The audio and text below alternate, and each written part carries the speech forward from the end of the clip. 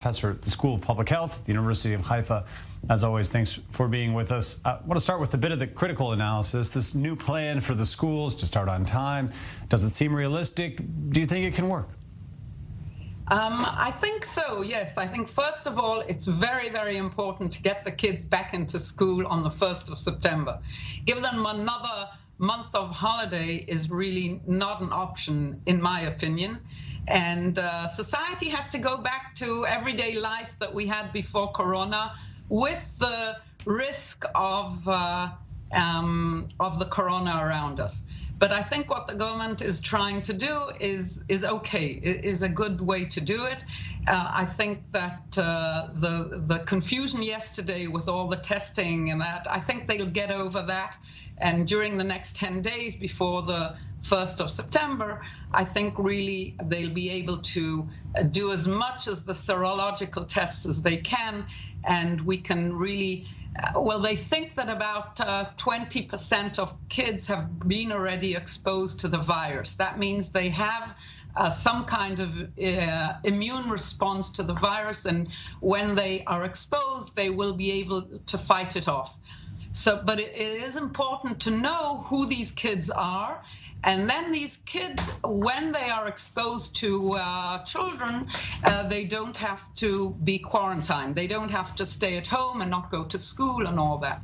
So it's very important to identify this group of kids so we can go on with our lives. So that's one thing that the kids have to do before going back to school. The other thing is the rapid testing, as you said.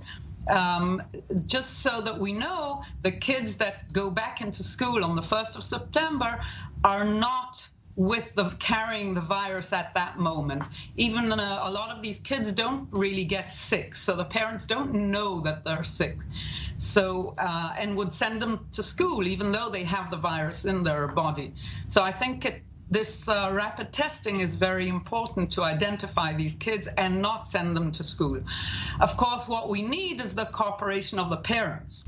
Okay, if parents start sending kids to school when they haven't done the test, or they think the kid may have temperature, but well, anyway, I need to go to work, so let's send the kid to school, that's a catastrophe. Then really we can't go back to normal life. So there are a few things that have to be done in order to get the schools back into a regular school year.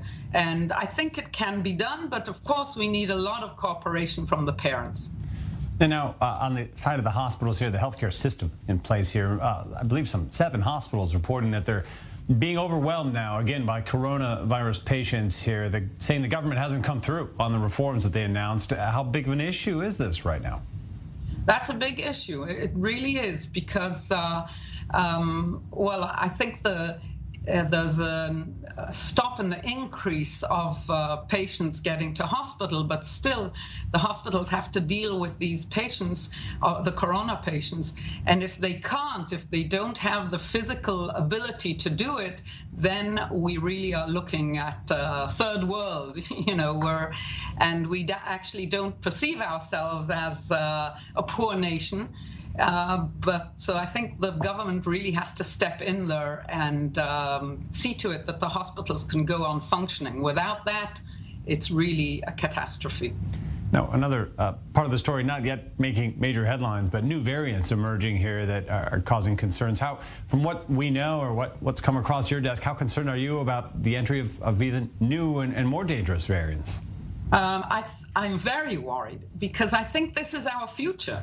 The future is these developments of new variants coming in from abroad. People in Israel are feeling claustrophobic, and they just have to get out for a vacation, and then they are exposed to these new variants that are developing in other parts of the world where they're not vaccinated. Don't forget that most of the world are not vaccinated, and then there's a large field for development of new variants.